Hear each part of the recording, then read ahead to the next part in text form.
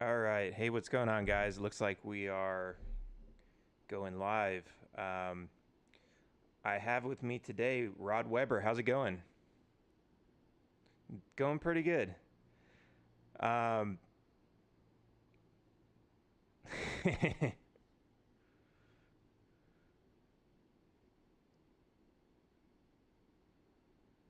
awesome. Rainbows are all cool around here. Um, sorry, I'm going to try to get comfortable in this cramped little space I have here that I call a studio. Um, so, man, there's so much to say. You've done a lot, and I know you're working on a lot right now. Um, what's your latest project? What are you working on right now?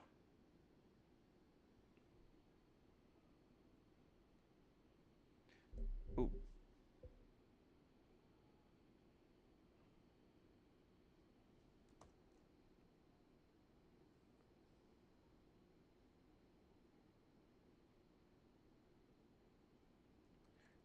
all right. You know what? I think I just realized we have so we switched the audio capture thing here, and I didn't set up my uh, I didn't reroute the audio, so you've got no audio. Just give me a second here, and to all my lip reading friends out there. Um, why?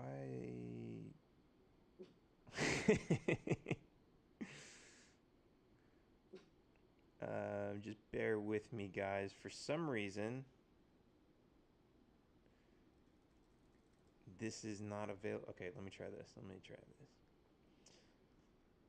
Um, so for those of you wondering what the hell's going on, we couldn't get Skype to work today, so we used a different we're using Facebook Live to connect, and it is, yes, very much so. It hates us. Okay, so I'm just trying to say something.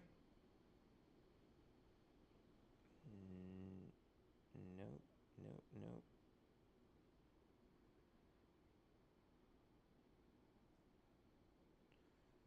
Oh man. Well, this sucks. Um,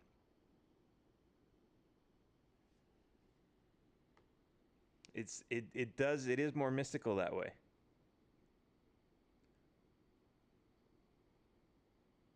Oh wait, maybe the Oh, problem right oh, things are happening. here. Okay, now we got, okay, we're getting somewhere.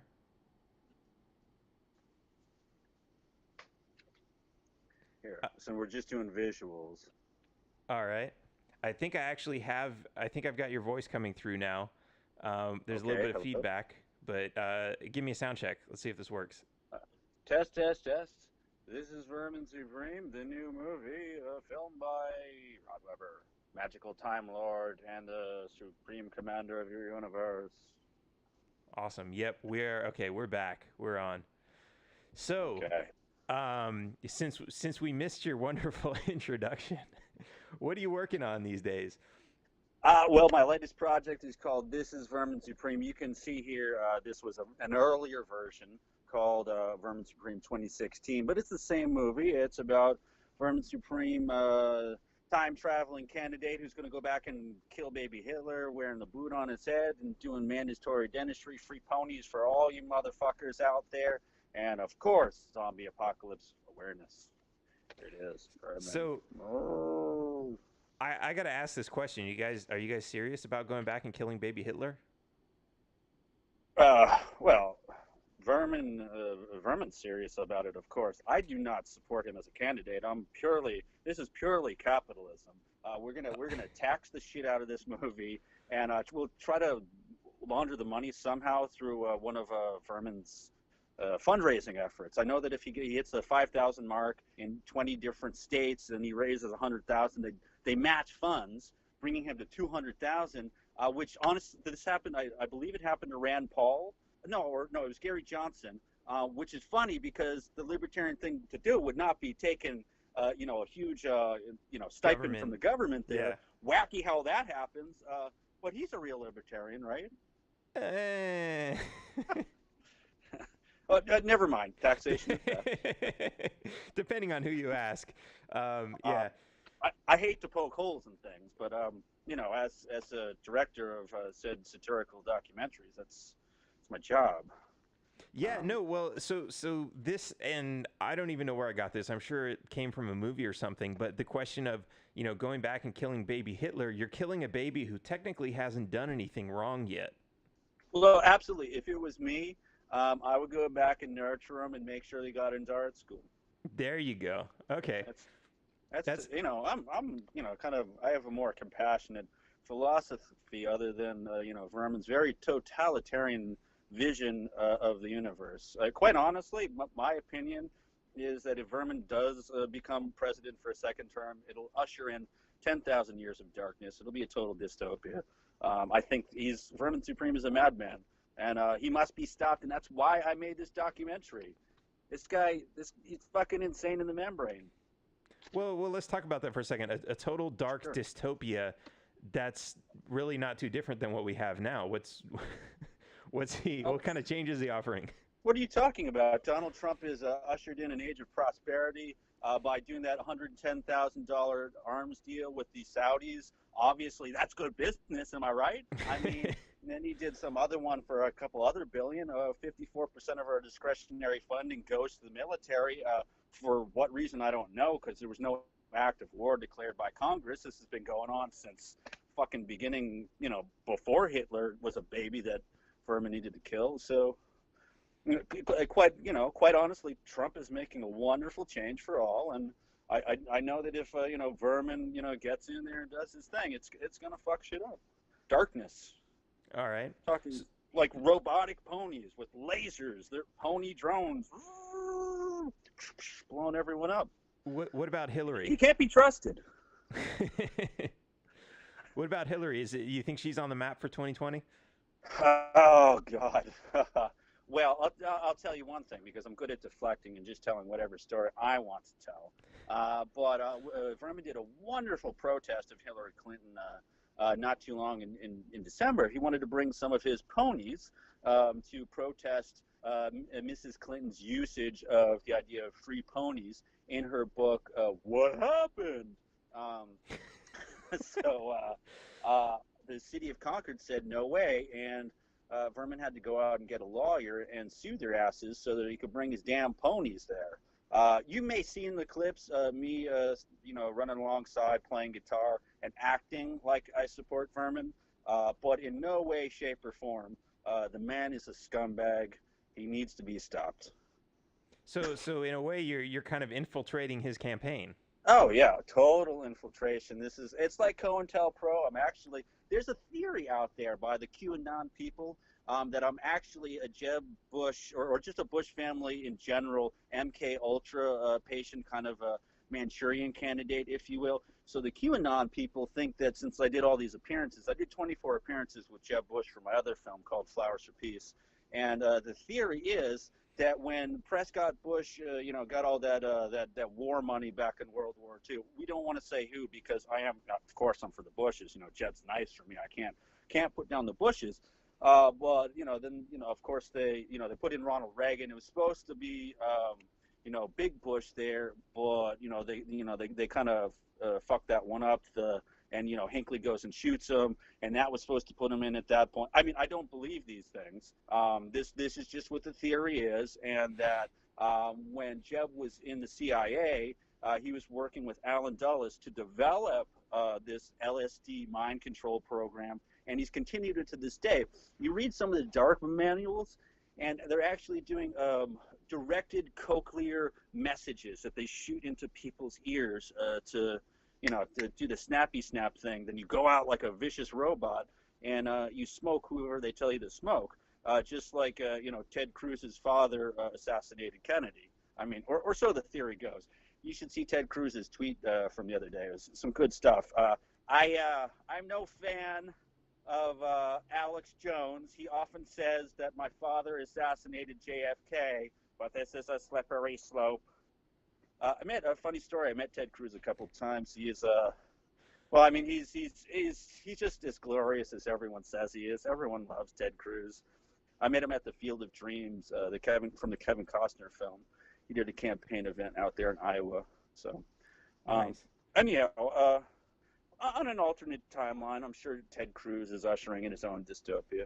You never know. But I think they all are to some degree. yeah, could be. Well, what's your idea of utopia? Who would you? Are you running for president, right? I am, and of course that would be Tell me my about your utopia. platform, because I don't know anything about you. I just, Desiree's like, this guy's a good guy. He's got a big yellow hat, and I'm like, all right, sure, taxation is theft. But this is the thing: if taxation is theft, how are you going to pay for all those big yellow hats? Those are Obama hats, am I right? Just like the Obama phones, it's another handout for your campaign. Well, It's messed up, man. What's the platform? the hats aren't free. They only go to the special few who want to pay the high price that they cost. So it's a pay to play thing. But yeah, my platform's more like, okay, we go in there. I didn't ask to borrow any money from the Federal Reserve. I don't know if you did, but I didn't, so I'm not going to pay it.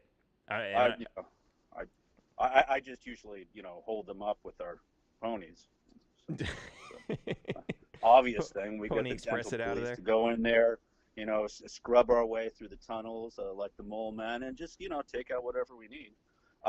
The funny story: the gold's not there anymore. Oh Just yeah, FYI. I've been saying that for years. They keep like a small pile in Fort Knox just for display, but it's all gone. Yeah, that's a display gold. Yeah. Yeah. The They leftovers. gave it to Hitler when he went to Venezuela. So. Yeah, and it's probably not even gold all the way through. It's either hollow or lead on the inside. Yeah, it's like that Hollow Earth shit. Have you considered making that part of your campaign? No, the people down there. I'm They actually could be going voters. I'm going with the radical idea that the Earth is round because like nobody believes that anymore. So I'm bringing that Well, back. no, Hollow Earth still says the Earth is round. I didn't bring up flat Earth. That's you, man. That's all on you, buddy. round and hollow. So what's on the inside? Is it air? Lizard people. Well, then it's not hollow. What do you think? Of course it's lizard people. Where have you been? Are you not on the conspiracy sites? I try to stay away from them because honestly they scare me because a lot of it sounds too true. Uh-oh. Like which ones? Which are your favorites? Man. Okay, so I guess 9/11's the big one. Yeah. Which I can't say a lot of people say Bush did it. I don't think he's got the intelligence to do it, honestly. But so are you adherent to like the Christopher Bolin theory? Are you like a Building 7 guy? yeah, Building 7's good. Okay. So how did it go down in your mind? What's going on here, baby? So I've considered a couple different things, right? So I've seen the footage that everyone says the plane is fake, but I've analyzed that, and I used to work in video production. You work in video production. If you slow down footage slow enough, you get like weird, like it tries to like make up the frames in between, and it starts like so there's footage of the plane crossing in front of the buildings, and they slow it down to like 15,000%, and you see like the wing kind of like bending and disappearing. And I'm like, no, that's an artifact from because we didn't even have iPhones back then. This was shot on like a flip phone or something. So I'm it like, seems like a dubious claim in my opinion. Yeah, but at the same time, there were eyewitnesses who said the planes that did hit were gray, so they might not have been military. Yeah, they might have been military. They might have been drone planes, like self-flying, guaranteed hit. You don't have to worry about pilot error or any of that. Like some terrorist is flying the plane and like everyone's banging on the door trying to get in. Like that's a little bit distracting. That's going to throw off your aim if you're trying to hit a building. So there's a lot of things. But the way I kind of look at things is we don't have the evidence to prove it either way, but the story they're giving us is absolutely false. All right, so what do you think about the 9/11 Commission and NIST when you compare the two of those side by side? Those are they both say pretty much the same thing, right? NIST was in that report. They're both Well, so you had investigators from the 9/11 report saying this, or I guess it was the commission itself was saying that the whole report was a scam because they didn't even trust the information that was coming in. Right. So this is the key thing. If you want to argue with people, and say if you're going to be a good libertarian, you've got to be able to argue on these 9/11 points. So the big one, I think, was with Building 7. Aside from the fact that Larry Silverstein, insured it for like an extra $1 trillion before that, Right. is there's video footage on the BBC with James Stanley, one of the reporters there, talking about the World Trade Center 7 has gone down, but there it is standing behind her because she's just handed a script and she has no idea what's going on. Other than that, the NIST and 9/11 Commission don't mention it. They barely mention it, which is pretty suspicious to me because, there's a whole other. I mean, it wasn't a little skyscraper. I think it was like 48 stories. So that's problematic. The other thing, there was no wreckage of the 747 at the Pentagon. Right. There's surveillance footage of what looks to be a missile. I'm not a ballistics expert, but certainly doesn't look like an airplane. And then there's the whole thing about the guy who was allegedly on his phone while the flight that crashed in Pennsylvania was going on, and which is impossible because at that time, a cell phone wouldn't be able to reach while it's in flight. Right. We can't. Obviously, we can now, but the one that's most interesting to me is if you take let's say you take a block and you put it up this high and you drop it and it hits the ground, that's free fall speed. And if you put even like a stack of papers with some toothpicks in between it and you drop it and the whole thing it's going to pancake down like they say it did, it's still not going to be free fall speed. But you can't argue with people on those points. I don't even touch upon those ones. You have to touch upon the ones which show that there's a cover up. And another good one is 2 days after 9/11, Donald Trump was interviewed, and he's recorded on the record saying that he toured the basement with structural engineers, and who said that it was a controlled demolition. And so lo and behold, 9/11 comes around while he's president. He doesn't say a goddamn thing. And I had a lot of fun with the InfoWars reporters at that time because I was up in Berkeley right around 9/11, and I was having a lot of fun with Millie Weaver saying what's up, Alex Jones doesn't talk about 9/11 anymore. That's kind of suspicious. Is it because he wants to support his man who has this other story about it? Oh, okay, yeah, I get it. Since you're in there, it's the lizard people cabal, and you have to do the cover up on Roswell and whatever the fuck that they're doing there. Some Hollywood David shit. I thought that was interesting ever since since Trump was running. Alex Jones was really good friends with him, and I'm like, okay, to a certain point, this is getting kind of weird, and it's Alex took this weird turn from being completely anti-government everything to now anything that Trump says it's government, but it's Trump government, so it's okay. Sure. Well, that's a whole QAnon thing. They're well, there were 16 years of vetting of various potential candidates, and they came up with Donald Trump as the best one. And he has been doing a great job. I really have to hand it to him, President Trump. Very good. Since they're getting rid of his star on the Hollywood Walk of Fame, I think he should just build his own one, a new one in New York City. Use eminent domain. In fact, have one in every city in America. Just put Donald Trump stars everywhere. A Wall of Fame. There you go. Donald Trump Wall of Fame. That's a good one. Yeah. That came from the peanut gallery. Shh. What's that? No, nothing. That came from Mr. President hiding off screen. Don't tell anyone. Yeah. It was some of the other projects that I've been doing. So the main election one, which was 2016, is called Flowers for Peace, and kind of as a way to get my foot in the door with the candidates, I figured I'd do a wacky, kind of thing on the road. And so I was like, all right, I'm going to bring them a flower, and you can't reject that. You can't fuck with that. If you're bringing a flower to a candidate, or even when you're just doing anything at all, if you're being like Vermin and you're heckling them and you've got a boot on your head, they really have to say, well, thank you very much. It's wonderful to meet you. I don't agree. I love ponies, just not free ponies. And then they're moving on because they've placated them. But if you're doing that sort of thing, I wanted to do something with so ultra nice that, it's just, it couldn't be denied. And so kind of got me my foot in the door with Ted Cruz and Jeb Bush, and I played guitar for John Kasich. And I philosophically, I'm not on board with any of these candidates, and that would go for Clinton too, who regularly confiscated my flowers. That's always a fun one. But so. What did they think they were Yeah, poisonous it or was something? really, really weird. But so one of the things that kind of made it evolve was Jeb Bush was one of the first people that kind of decided that he was in on this and he liked it. I offered him a flower, and I'm like, hey man, like I'm gonna give you a flower. What can you do for world peace in exchange for that? And he's like, I'll pray for you, brother. I'll pray for you, brother. And that was very nice of him. And I'm like, hey, I didn't think he'd go for it. And then so like a couple days later, I go down to the VFW where he's doing it. I bring 20 flowers, and I'm like, you gave me one prayer. Can you give me 20 prayers? Then I flew out to no, I didn't fly. I drove out to Iowa, and I met up with him there. He was totally surprised by the thing.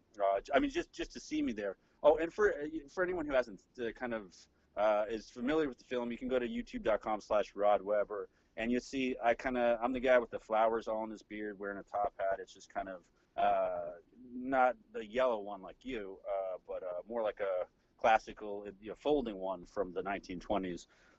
Used to belong to my grandfather. But anyhow, I had a kind of an outlandish appearance, so when he saw me, he's like, "Oh, hey, brother, like it's really good to see you." And this is like part of his speech and all, and says, what, like, when I campaign, I really want to, campaign with, with love and hugs, just like this guy here. And so I took the opportunity, knowing full well I might have been shot by the Secret Service or something like that, and just jumped up on stage and gave him a hug, and he went for it. And we did a little prayer for peace, and subsequently, a bunch of other people jumped on board, like Lindsey Graham and John McCain, and like I said, John Kasich. Wall Street Journal dubbed me John Kasich's troubadour for a while. Like I met him at this thing where Triumph the Insult Puppet Dog was doing some nonsense, and I had a later interaction with him. But so I just kept asking kind of. Most of the time it was about the flowers. One of this particular occasion, it was right after David Bowie died, and so I brought it up. Something to the effect of, I don't know, what's your favorite Bowie song? And then Glenn Frey from the Eagles had also died, and he just started belting out "Ground Control" to Major Tom, kind of off key, and I joined in with that ends up on Showtime's The Circus and all that stuff, and then he's like, afterwards, he's like whispering to me, "Can you do Beatles songs, man?" And I'm like, oh, geez, it's a little bit out of my range, but well, I'm a good publicity whore like all the rest, so I said, sure, I'll learn some Beatles songs, and I hit him with some funny ones. He always does this bit about solar panels, so I did "Here Comes the Sun," global warming, which got a good laugh, and whether you believe in that or not. I think that I zinged Mr. Governor Kasich. Then shit kind of got dark with the Trump rallies, or depending on your opinion, it got awesome.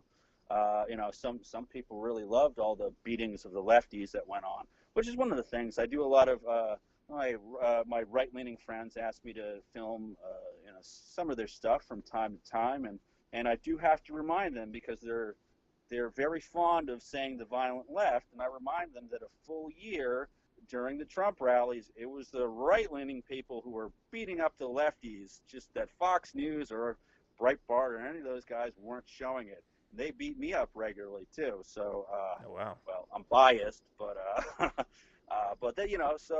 stuff got dark. The FBI raided me at the RNC with my friends there.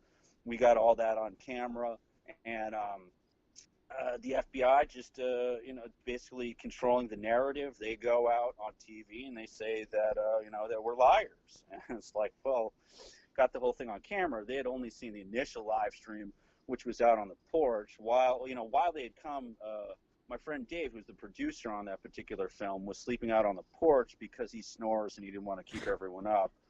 It wasn't our house. We were staying with friends, and just doing our RNC activities during the day. And so, of course, they shake him down first. We're woken up, and he's got his arms against the bay window, like your bay window there. And we're like, holy shit! Like the FBI is shaking down Dave right now. So I got all the cameras on in the house, and so after the FBI went on TV to lie about their little raid there, which was 20 officers. Actually, they brought ICE and Homeland Security and the local area police. Um, and so then I released onto YouTube and all that the interior cameras, which proved, and it showed them while they were inside. After we said explicitly, under no circumstances do you have permission to come in here, they went and they totally violated our Fourth Amendment rights. And then at one point, our friends we were staying with have some kind of antique ammo on like a bandolero that it was decorative, and and one of the cops says, or FBI, I can't remember exactly which it was. Wait, no, one of the goons who was invading us says we could get a warrant for that. So, I mean, they very clearly say on camera that that they don't have a warrant. They violated our Fourth Amendment rights. And I think all the First Amendment and Second Amendment rallies are wonderful, but fuck that. If you don't protect the Fourth Amendment, none of that shit matters. Because actually, one of our friends who had a license to carry there, that's the first thing they go for. I mean, they go for his gun, and quite honestly, like if you don't have all the various components of the Constitution, well, it's madness, and then some fucking asshole with a bunch of ponies will just he'll usher in darkness for 1,000 years. So Yeah, and again, that's why I made that documentary about Vermin. He's a dangerous man. that's interesting man. what you say about the Fourth Amendment, because there's a lot of us in the libertarian movement always say we were talking about this yesterday with Corey. The Second Amendment protects the First Amendment, and whenever they have these open carry rallies, usually the police don't mess with them because they don't want to start a fight with 100 guys walking around with rifles. Yep. But you're right. It's kind of like, it's almost like, none of those out of the Bill of Rights anyway, the first 10 amendments, none of those are particularly more important than the other. I think they're all really important, and especially the 9th and 10th, which most people don't even know what they are. You know what they are? Fuck states' rights. Let's stay on the Fourth Amendment, because otherwise these. Well, what about the 9th? I don't know. You've caught me in my ignorance. What the fuck is so the ninth says that you basically have a shit ton of rights that they're not even writing in the Bill of Rights, and just because they're not there does not mean to imply that you don't have them. Huh.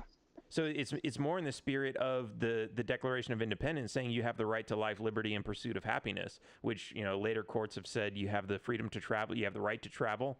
Right. Well, if you're not a Native American, and we can get into sovereign citizen stuff, but I mean they're very clear that Native Americans are not equal to white people. So there's an inherent racism that's built into there. Absolutely. And obviously, that's why the lefties are a little bit upset about things, because the system is rigged, and that's from our Declaration, from the word go. It's rigged against certain people, and they're not equal. In fact, they call them savages, which again, and it's not about people will say, okay, well. That's not a slur. I'm not talking about a slur. I'm saying that it's denying them their rights. They're saying that they have no rights whatsoever. Then they go and break all the treaties. You look, they and nail our presidents up there onto Mount Rushmore, which is in clear violation of the Fort Laramie Treaty of 1851, which basically gifted that land to the Lakota, and the Cheyenne tribes, and then they go and do what they did at Standing Rock, which was what they call environmental racism. They do the environmental impact study that says, oh, it would be dangerous for these pipes to go through 95% white Bismarck. Fuck them. Let's send it to the Native American reservation, take their shit by eminent domain, and put poison in their water. And then we find, I was out there. I made another film called War of North Dakota, which is about that utter violence. First and Second Amendment, having, I would say, if you want to have your guns, that's all good and fine, but we've entered into it is getting a little dystopian. I mean, I saw them for one night for, it was a good 6 hours that they were just blasting people with water hoses in sub-zero temperature, or I should say freezing temperature. I think it was 22, which is, below freezing. And just blasting people with those big rubber bullets, and blew out a woman's eye, blew off a woman's arm. And this is the America we live in. You look at the protests that are going on, even down in Portland with Patriot Prayer. I think, Joey Gibson is good intentioned, and I've interviewed him a bunch of times and actually sat down with him in this thing called the Empathy Tent. But like at this stage, I told him, I called him out straight on Facebook and Twitter. I'm like, hey man, like you said you wanted to move forward with this peacefully, but I get the feeling sometimes that he's trying to stoke the fires. But which is all good, as long as no one gets hurt. But where is all this leading? I kind of feel it's not a battle between the left and right. It's a battle between the government and its subjects. And Absolutely. I think the meme that really sums it up for me is the king and his servant next to him, and he says, "Oh, don't worry, sire." And down below, there's people, one half with pitchforks and one half with the torches, and he says, Yep. "Don't worry, sire. So long as you tell the people with the pitchforks that the torches are going to take the pitchforks from them, we'll be all right." I mean, that's why they've maintained power for, since, before the baby Jesus, because that's how they do it. Absolutely. Divide and conquer. That's why we need time travel technology. And here's one of the fucked up things about Ron Paul. I know the libertarians love him, but that dude is not down with time travel research. Vermin asked him about it, and he's just straight up fucking refused him. Shit is fucked up. If you're not down with time travel research, how can we appease the lizard people? Is it taxpayer funded? To do, motherfucker. Out at Bohemian Grove, what are the fucking Clintons gonna feast on, my friend? What will they feast on? Is it taxpayer funded research though? That's kind of the big question. That is a good question. Because I mean, if it's, I think if it's privately funded, I assume Ron Paul it's free. would be okay. With Vermin, everything is free. So the question being, who's going to pay for the ponies? The ponies are free. The ponies are free. So I assume that the time travel research will be fully funded by the fact that it's free. Or the ponies would be doing the research. That's always a possibility. That's possible. He's obviously pushing for a pony-based economy where you'd have to have a mandatory pony wallet on you, somewhat like the cryptocurrencies. But it's trading. You trade your pony with the other people and you kind of collect ponies, and Bitcoin's at what, like 7,000 or 8,000 now. Your pony would go up or down, depending on what. Here's the path that we're going towards. Are you a fan of the Terminator movies or the sci-fi or any of those things? Yeah, of course. Do you like Star Trek? Yeah. So some of the older ones. Yeah, no, the new ones aren't Star Trek. Let's be clear about that. But so it's two different paths we have, and I know this is probably at odds with libertarian philosophy. But if you go, so if we let AI take over, which it's clearly doing, we're doing this. I'm on my smartphone, which tells me to wake up and commands me and basically runs my life. And I think. Obviously, you've got Alexa, who alerts the police to various things, and I love that video of Alex Jones doing the battle with Alexa. That's good times. But if we let Skynet become sentient and we go down the dystopia road, I think it doesn't matter if you've got your Second Amendment and all your guns. Obama's going to come in with his fucking Predator drones or Vermin or whoever it is, because it's always some new boss is the same as the old boss. They'll kill all the motherfuckers. The other option, the Gene Roddenberry road, is like, it's like socialism. It's like it's bringing in the age of Bernie Sanders. So really, what we got to do is go back to the famous Peter Kropotkin, who's an anarchist's quote, which is, if we have a socialist takeover, the problem with that is that. He's saying that he doesn't want anarchists to do this because then, and if you bring in socialism, then someone will become a dictator, and so basically he predicted, Stalin. So these are, which I'm sure your libertarian friends are salivating over, because socialism sucks, and they have all the T-shirts to prove it. I say everything sucks, but. That said, even though that we're doomed, I mean, really at the end of the day, you got to realize that all you can do is just put out love and positive energy and get a rainbow sunshine mug and just say like, all right, well, the ship's going down, but like, I'm going to play this shit while I suck off Leonardo DiCaprio or whatever the fuck happened in Titanic. I don't know. So I probably said too much. I think no, I think there's some truth to that. It's you know, everything does suck. There's even, you know, as infrequently as we like to admit it, the anarcho-capitalist model isn't perfect, and you know, everything's got problems to it, and you know, it's not I guess it's not ideal for everybody, especially for people who, you know, there are people who they don't want to work, they don't want to, you know, and so socialism is great for them, and capitalism sucks for them. Do you want to meet Vermin's campaign mismanager? Sure. Come on, get over here. This is Vermin Supreme's campaign mismanager. Where are you? Hi. Hey, how's it going?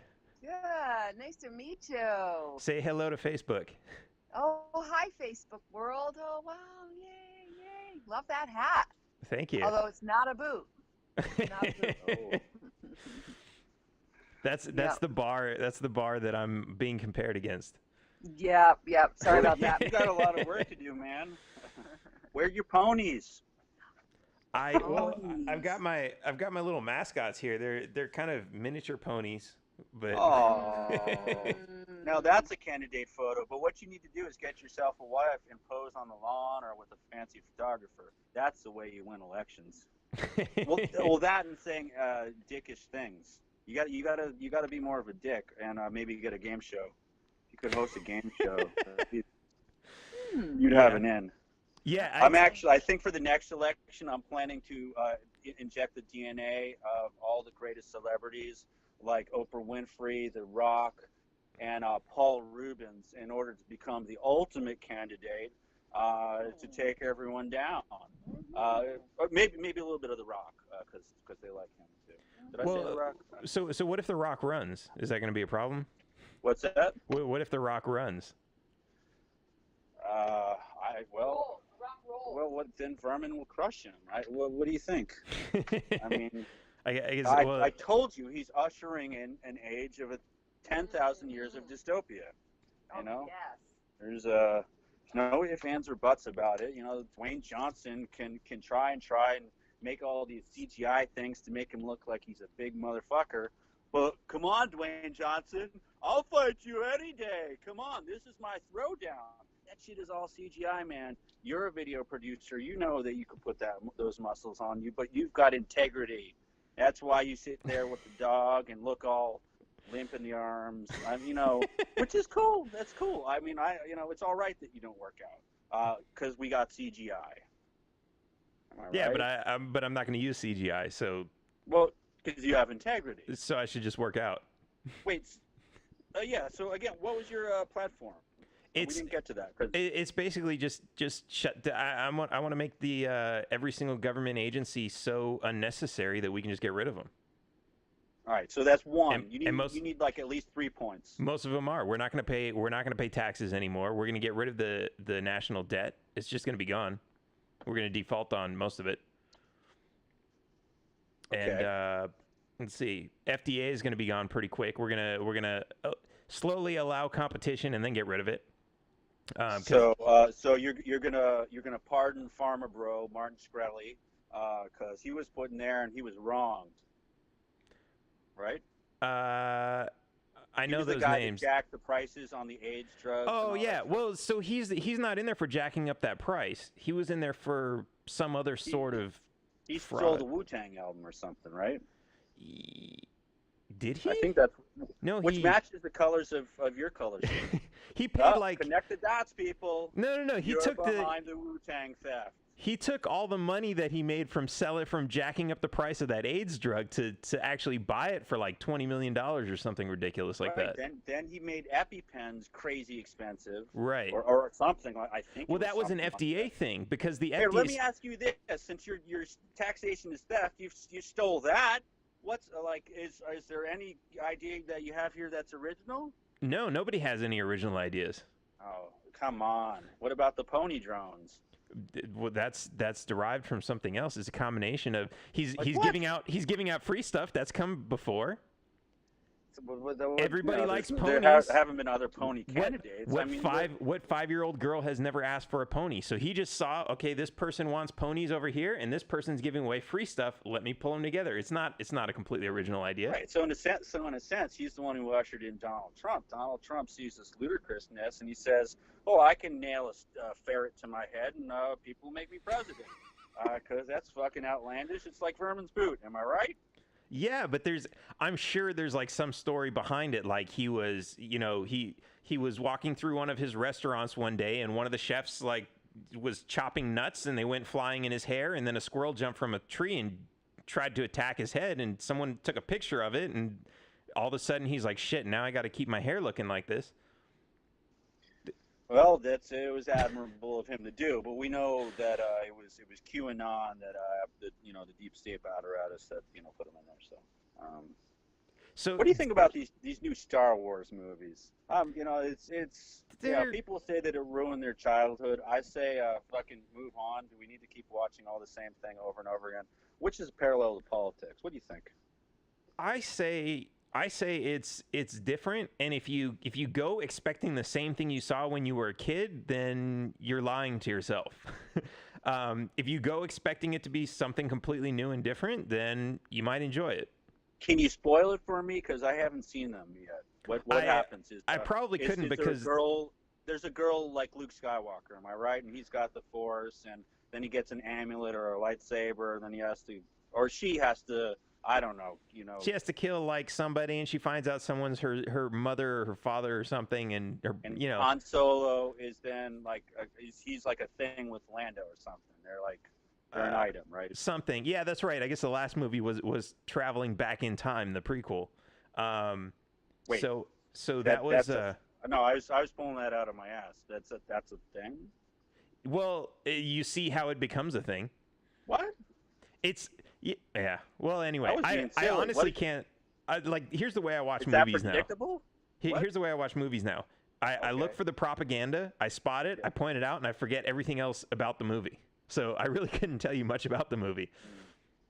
Yeah, I've done ads for Coke and Pepsi, but I'm religious about Pepsi because they paid me most recently. So I think that's the way to do it. Am I right? Yeah, I think so. And we're going to tax the shit out of Coke when we do the fucking backroom kickbacks. That's what you got to do when you're president. Go for this whole taxation is theft, win the libertarians over. Then when you become president, just fucking do about face.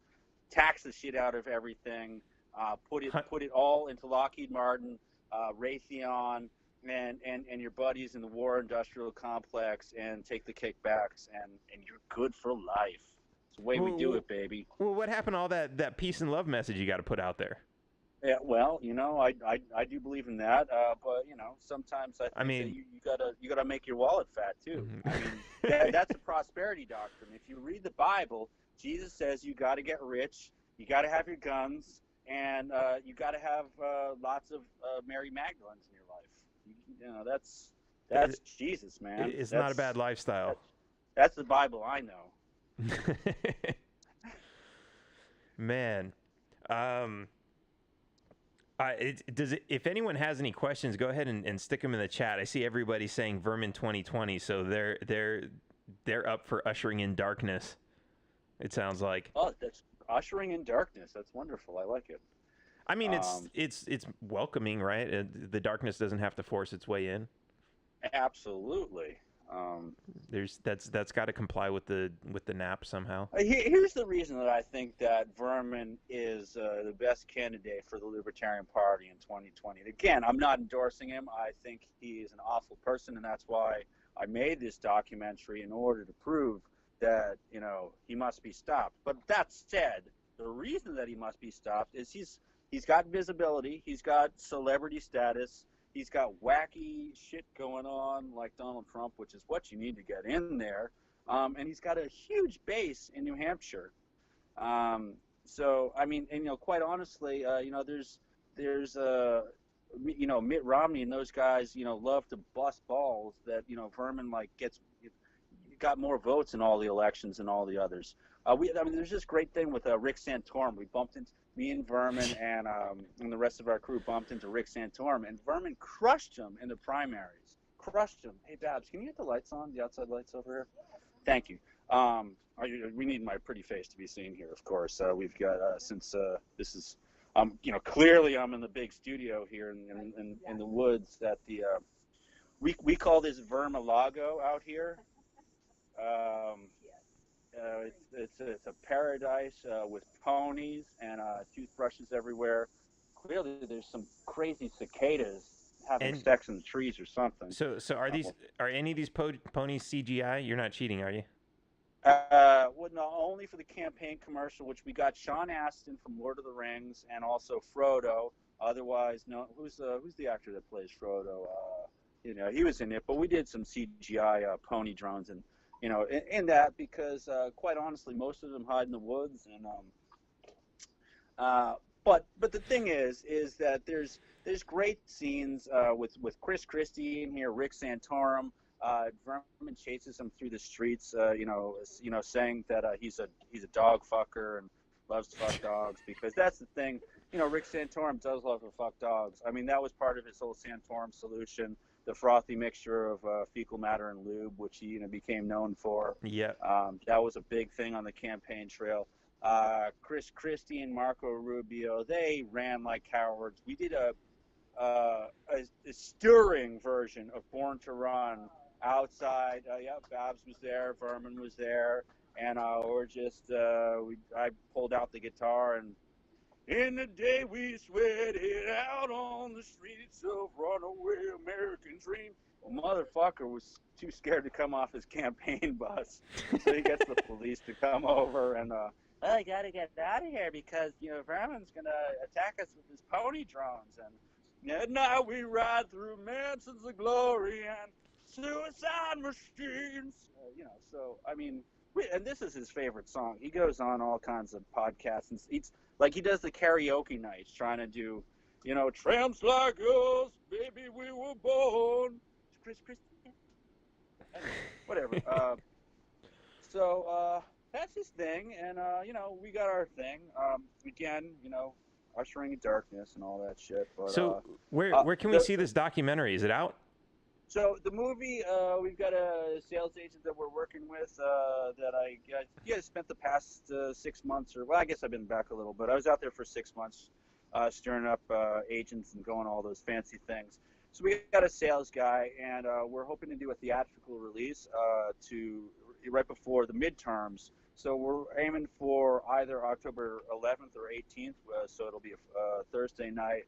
And in addition to that, do a tour. So if there are any people out there who would like to bring Vermin to your college, bar, pub, or downstairs speakeasy, whatever the hell you guys do, there's a nice speakeasy for libertarians up in New Hampshire called the Quill. Some of the candidates you might know up there, Justin O'Donnell or Dan Fishman, who's, I think, running for auditor. They're libertarians. I'm bringing that up because you love the libertarians. I don't know why libertarians want to be auditors, but you will love to visit the Quill. But that said, since we are rubbing off all the libertarians here, and because we're good whores, we're good political whores, we want you to know that you need to bring us there. And if you do, we can work out a plan where you can pie Vermin Supreme in the face, which I think would be a very, very good photo opportunity for any libertarian running for office or just people that love freedom. So go to thisisverminsupreme.com, which is totally not updated. I'm supposed to be doing that, and I'm also supposed to be cutting a new trailer that has the swears beeped out because apparently, I don't know, he's going to get it on commercials on TV and all that, that fancy jazz. So we got to do the MPAA rating to appease the overlords of regulations and rules and red tape, bringing us back to what you were saying about the right to travel, freedom to travel, common law, sovereign citizen status. These motherfuckers. So I have met some good people at Standing Rock who are all about this stuff, and I've gotten a bummed ticket for making a left-hand turn, and they say, they explain the whole thing to me. Like just, all right, so you can write, a special, I forget what it was called, but some kind of a special letter to the judge, or just ignore it. because that's not really a law. You have the freedom to travel. You don't have to have a driver's license. You're doing so voluntarily. You don't have to have registration. You're volunteering, to do these things, so long as you say to the cops that, I'm not doing this for a commercial enterprise, that I'm just a private citizen. You see some of the videos in Hawaii, they have a problem because they can't claim that they can travel state to state. But I did that, and lo and behold, I was starting to get nervous, and I was about to just like go turn myself in because I had an arrest warrant hanging for months and months. And then finally, I get this notice in the mail that says, "Okay, whatever, it's dismissed." I'm like, "Oh, okay, these dudes are right, Nice. right?" And then I totally forgot about it. That was like a year ago, and then so I've had these charges on my record for assault with a deadly weapon since going back to the 90s, in the form of a toy plastic gun, a silver revolver, a cowboy gun with an orange tip on it. I was, as a filmmaker, we were just kind of messing around and making like a silly movie. And so now I have, assault with a gun on my record. And so I wanted to get that expunged.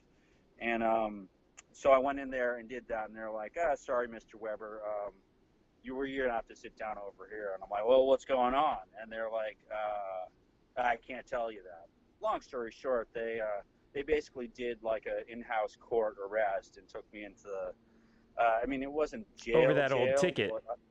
I was effectively locked up, and then I had to get like a special order from the judge in order to go out my own recognizance in order to, this was on a Friday, and a promise that on Monday morning I'd go and go to court in the other court where it happened. And so at that stage, I'm like, sovereign citizen stuff is, great, but there's a lot of weird hypocrisies and loopholes. I don't know what's going on. And the judge is based, and this is the problem with our legal system. The judge, I think it's something like 90% of cases are like settled out of court. There's some shady deal. Like, I tell you what, you want to get this done today, Mr. Weber? You got $100? I'm like, yeah, I got $100. Like, let's get out of here. And so I did that. But that's part of why the system is so damn rigged. You always on the news, you're always hearing what it comes down to is whether the prosecutor decides to press charges. And over again, that's you see how the Constitution is pretty smart on a lot of levels, and you think that our fancy lawyers know what they're doing, but you can easily game the system by just saying, well, okay, you like the prosecutor, the DA, they do whatever they want. Really, none of the people in the banking collapse, between like 2008 and 9 or whatever, none of them went to jail. None of them were even prosecuted. Here's the other big one for 9/11, tying it back to that, is you ask folks, like, was there ever even a trial? Remember when there's a trial? If a crime is committed in the United States, you got to have a trial. Am I right? Yep. It's like, okay, no, just people randomly locked up in Gitmo. But that's because of the Patriot Act and the NDAA, basically stripping us of all of our rights for anyone within 100 miles of a U.S. border, which is where 2/3 of the population lives. So, the idea that, anything in the Constitution there means anything for that 2/3 of our population, think again, it doesn't. So that, I'm sure that's why you're running for president. That is a big part of it. I can say for myself, I've gone through a similar story as yours with the ticket, except I haven't had a license or a registered car in the past 10 years, and of course I'm staying in Mexico now. But I got away with. Yeah, I'm in Mexico. You're president of the U.S. and you're in Mexico. Yeah. Are you Jesse Ventura? No, I've got more freedom. Too. I've got more freedom down here. Why wouldn't I? Oh, okay, what part of Mexico? Cancun. Can I come down there and get some dentistry done? It's mandatory in Vermin America. Absolutely. Okay, I hear it's cheaper down there. I think Cancun's probably not the best place for it, but I think Mexico City and some of the border towns are really good for it. Like I was living in McAllen on the border up there, and just tons. Like you can walk across the border and there's tons of places. So how is Trump's border wall? Can you see it from there? No, there is no wall. Wait, there's no wall? You No. said there's going to be a wall. Mexico is going to pay for it. I Well, assume it's going to have the I take star that on back. there, right? There's a few miles of wall, but that's all been there for like 20 or 30 Oh, years. wait, so he's going to use eminent domain to take the land from people there and put up his beautiful wall with shiny gates? I honestly, I think it's going to be all CGI. That's Valid point. Touche. I mean, is he really going to spend all this money? It would be so much cheaper, CGI. He put out a bunch of propaganda. Everyone in Mexico would believe it, and they wouldn't even go to the border, and they'd never know. Oh, maybe that could work. You should run for president of Mexico too. Do you have dual citizenship? No, I've been trying to be here illegally, but I keep going back to the U.S. and it resets the timer. So you're an illegal. We'll lock him up. No, I'm not illegal. I have to be here for more than 6 months for it to be illegal, but I haven't been here for that long. So I keep You're going. working on it. You want to be an illegal. Yeah, but I got to keep going back to the U.S. for campaign events.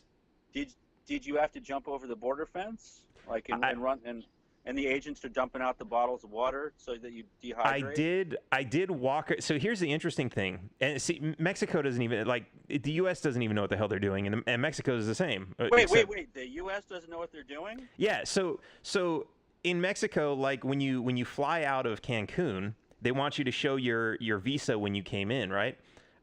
But a few times I came in walking across the border, and when you walk across the border, they don't give you a visa.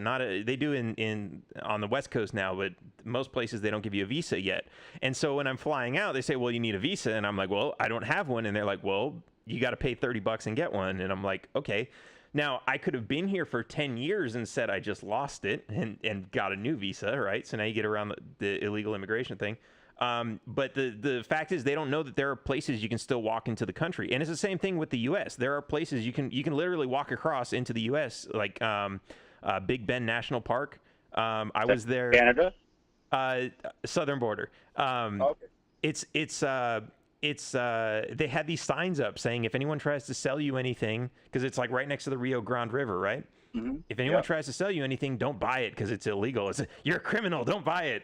Bad things are going to happen. You're funding terrorists. And, it was like little people were selling like, bracelets and stuff like that, right? Yeah. But you can literally walk across and back. But the thing is nobody the whole fear thing over Mexican immigrants running through the desert and all this other shit. A lot of it's just propaganda. Yes, there are people going through some crazy parts of the desert, but you can pretty easily get from Mexico into Texas.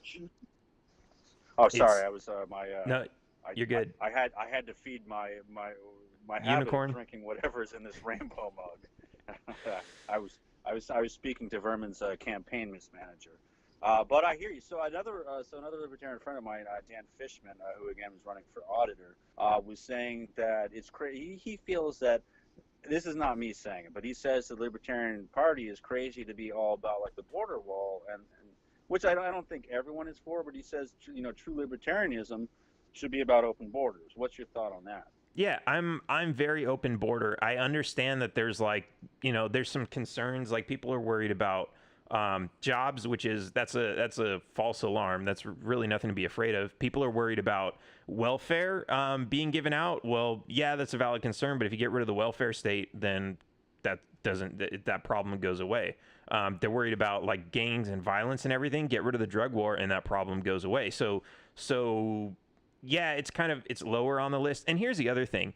So I can tell you from being in Mexico, there aren't it's not like every single person wants to leave and go to the U.S. It's really that's what they make it sound like up there. They make it sound like, oh, every single Mexican wants to come across with their family, and no, it's not like that at all. It's yeah. I've heard of a couple. One of the things that I always bring up when I hear about this quote unquote violent left, I remind people of the first one at the Trump rally that really kicked off at least this new stage of the left-right battle in the whole rally thing.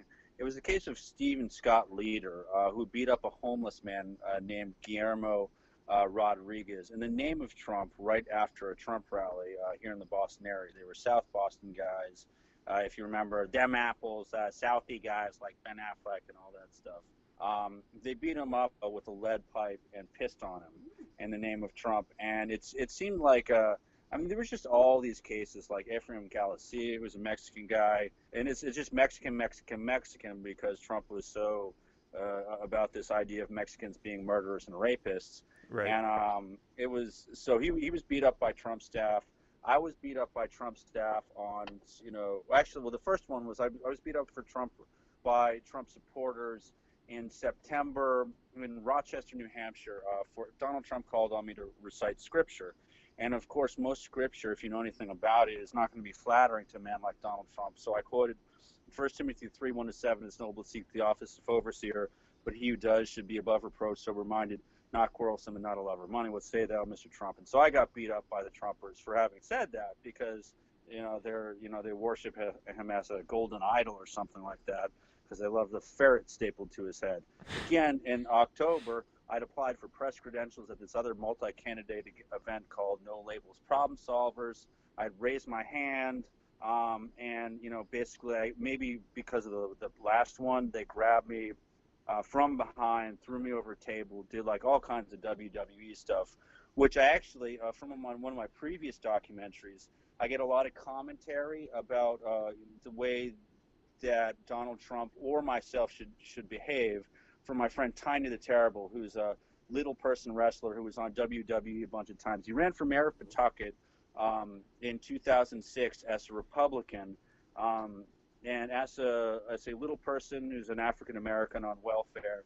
It made for it was like the press would call him like it was like real life, Borat on steroids, because it was just like a catastrophe of errors. He had ridiculous ideas like building a NASA base in Pawtucket, Rhode Island, and it just, which I guess isn't, it's not the worst idea that one could have, but all I can say is it led to a lot of absurdism, and what we really need to get back to, I think, I don't know, it's maybe some of that. What is what is your take on what Trump is doing with America? I can see where, some people say he's a libertarian because of some of the things he's doing, but I think honestly that's just purely by coincidence. Anything he does is really for himself. And he owns a bunch of businesses and he wants those businesses not to be taxed. And Yeah. I know you have to you have to do all this bullshit when you get elected. Like you have to put it into other people's ownership, so it's not really yours. Like you're not going to profit from it. Like you're not going to take ownership back when you leave the office and all this other nonsense. Sure. You're still going to be there. You're still going to be setting things up so that as soon as you're done with that, you're going to go make a shit ton of money doing whatever you do. You're creating the environment that you're going to operate your business in as soon as you're out of office. So, but what do you think is the thing that'll be like a game changer for? Let's get that light back on. Well, that'll bring the libertarian into the spotlight. That will remove them from this image of James Week the second, getting all naked on stage last year, and that it's this fractured group of people that can't decide on anything, and you're only pulling in 5% of the national vote. I think there's different sides to that. So some people say we need to get away from the crazy stripping on stage acts, and it's and by the way, shout out to James. Good stuff. He's got a sexy body. They want to get away from that, and it's what they end up doing is they end up electing someone like Gary Johnson, or now a lot of them are going for Bill Weld. Trump is more like that. You want to have someone controversial. I think. Yeah, I think you're right. Vermin argues that he'd be the candidate. I think you're right, but controversial and also going to do the right thing. Whereas we have. The party ultimately usually elects the guy in the suit that looks just like all the other political candidates, which I think is what Trump had going for him, was that he wasn't a politician, which and I think that works great. But at the same time, it's, he wasn't a politician, but he was not somebody who's going to be honest and treat people well and give them what they, and I guess, follow the Constitution and the non-aggression principle or anything like that. So Don't get me started on the non-aggression.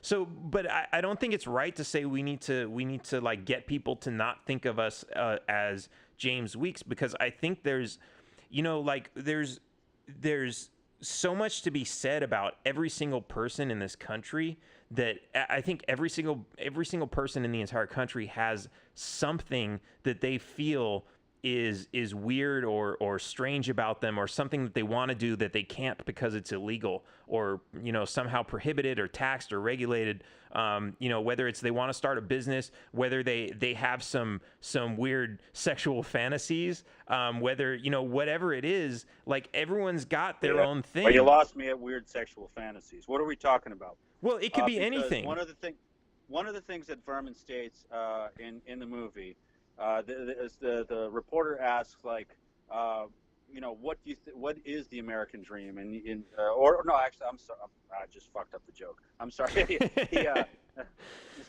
He asks, like, what's the deal with all this pony fucking? Because there's this chapter in Vermin's book about it's pony erotica, which is kind of a parallel to the whole monster porn thing. Before you got into Bigfoot erotica, Vermin was doing it first. Of course, I was making my own space alien erotica years before that, but don't tell Vermin. But so Vermin says, well, pony fucking, of course, that is the American dream. What kind of? And it's another reason. It's one of the reasons he's a bad man who's going to usher in darkness. What kind of sexual fantasies you're talking about? Is this let me give you a really, really strange. This is probably like the strangest one you've ever heard. Walking up to a woman and telling her she looks beautiful and asking for her phone number. That is some crazy stuff. You can't do that in this age. Exactly, right? And that's kind of my point. Like I see like all the pride festivals out there, and people like they're getting dressed really crazy, and people complain, oh, they're out there and children are seeing this, and like they're being like very. I will remind you the hat you're wearing, but go on. Well, the people at the pride parades would love your look. They would. You fit in great there. But so what's interesting is like we have that push, which is great for kind of normalizing stuff, because the reality is there are probably no two people in this entire country who have the same the same sexual mentality of what they should. Some people want to be in monogamous couple relationships. Some people want to be polygamous. Some people want to be gay, straight, lesbian, whatever. There's like a million and some different. People want to fuck a pony. Exactly. And like as long as the pony consents, and I don't know what the rules are for that, but and actually wait, doesn't a pony imply that it's a minor? No, it's just essentially it's a little person horse. Okay. No, you can have a fully grown pony that's so short. Okay, well, I won't get too deep into that one, but I think there's like, whatever it is, like everybody feels like someone else resents them for something, whether it's like, I want to start a business, but it's the communists that resent me and they want to tax all my earnings, or I want to be out and gay, but it's the Christians who resent me for my my sexual desires.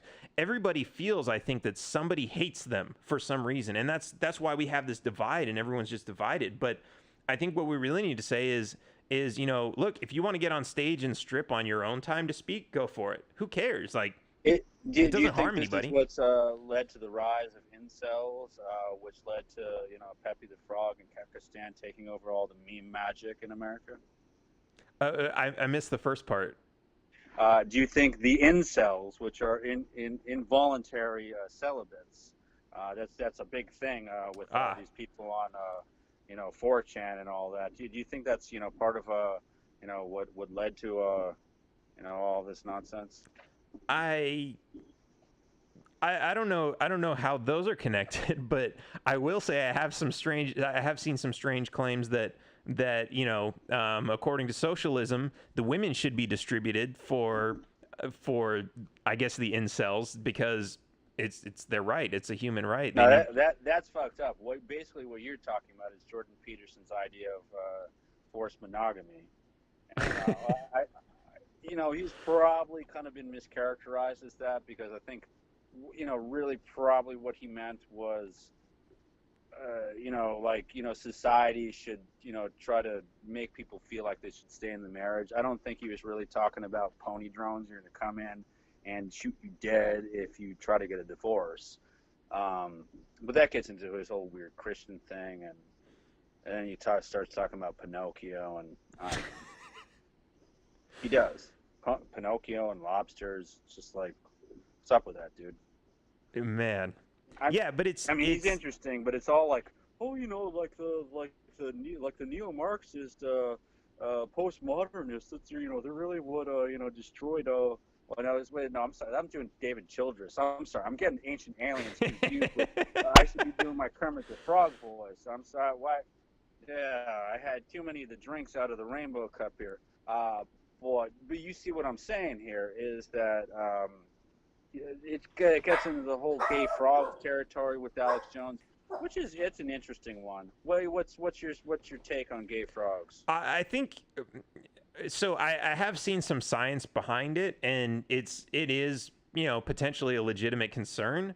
Especially we hear about like all kinds of these like psychotropic drugs that people are like all kinds of pharmaceuticals people are taking that end up in the water system. I think that all is a valid concern, but I think that Alex Jones is just a nutcase who presents it like a maniac.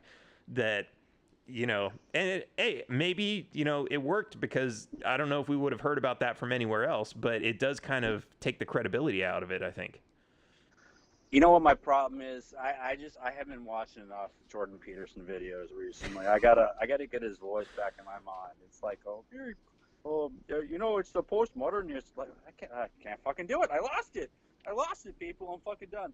Whereas it would be like, so David Childress. The one that he's doing is like, well, what it is, at Göbekli Tepe, we found out that it became one of the greatest, neoliths that proved that civilization went back to 10,000 years before, we thought anything was. It must have been aliens. The funny thing is, or maybe the disturbing thing, David Childress has this, it's the same voice as Jared Taylor, who's the white power guy from American Renaissance. I interviewed him for Flowers for Peace. I clearly don't agree with any of his fucking crazy theories. Yeah, Childress and Jared Taylor have the same thing. Kermit the Frog, Jordan Peterson. I got to come, better prepared for these serious political interviews. for these tough questions. Yeah. Evidently, I need to start watching some more Jordan Peterson shit. But he even ties it into to artificial intelligence. And the weird thing about him too is like, he's like, because of I can't fucking do it. Why? I've lost my Peterson imitation. What is fucking wrong with me? Because of AI, that a single picture can be interpreted an infinite number of ways, and because of that, the lefties, the postmodernists decided that the only reason that anyone interprets anything is to ascend to power or hold on to their power, and that's why you see at the rallies now, the lefties don't want to communicate whatsoever. They're just like shut it down. They're not for free speech.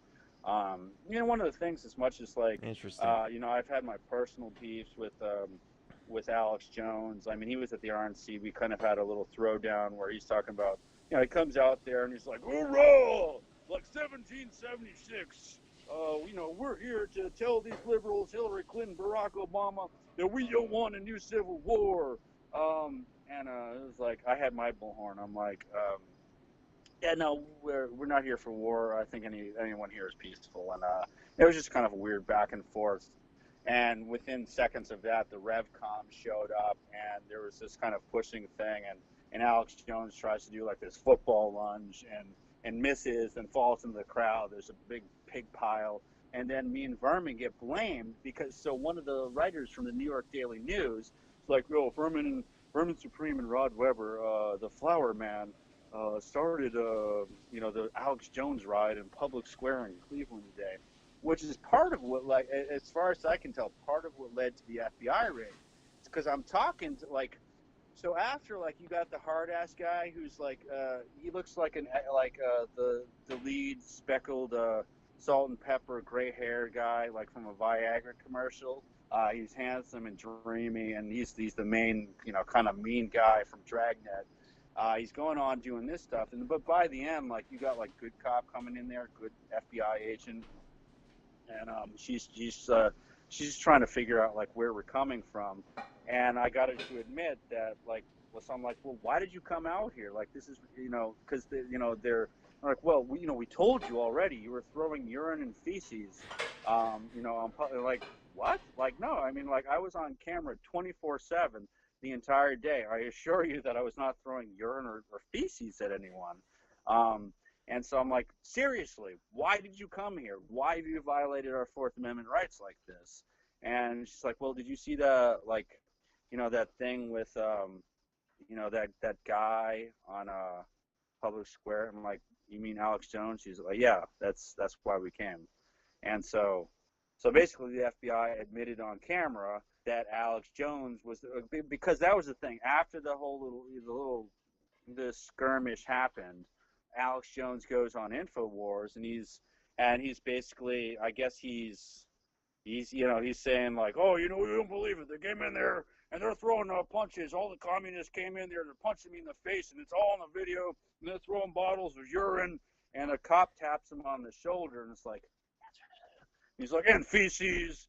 And it's just like, whoa, like, it's just like one of the most like contrived like stage shows. And then he goes on Joe Rogan. Joe Rogan gets him all whiskeyed up and fucking weeded out. He's all high and crazy and talking conspiracy theories and the Majestic 12 papers and how Roswell, like, was the thing that, opened the door to the space aliens. And MJ12, said to everyone that, well, it was this thing, that's like an FBI leak or an alleged one that says this is how you communicate with the space aliens who are here, et cetera, et cetera. But, like, basically he says to Rogan that he was working for the Secret Service at the RNC. And I'm like, this is fucking perfect. So he was working for the Secret Service, and he got us raided by the FBI. Oh, thanks, Alex. Now, I still stand on this point. As much as Alex Jones is crazy, and I have reasons to dislike him, with both personal and philosophically, because I think he's a crazy person.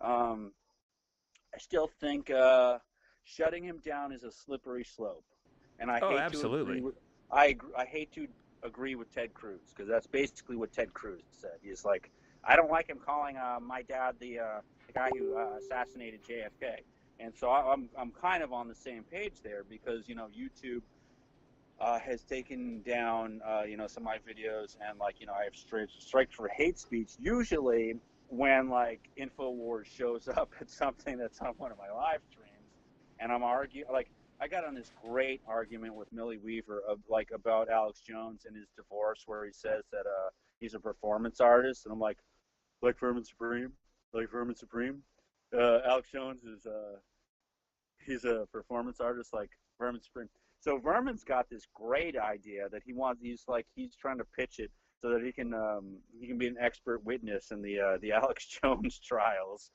should he ever try to sue Facebook, YouTube, and I don't know, I guess all the other services, because that's how he rolls, and that's how he will usher in darkness. All right.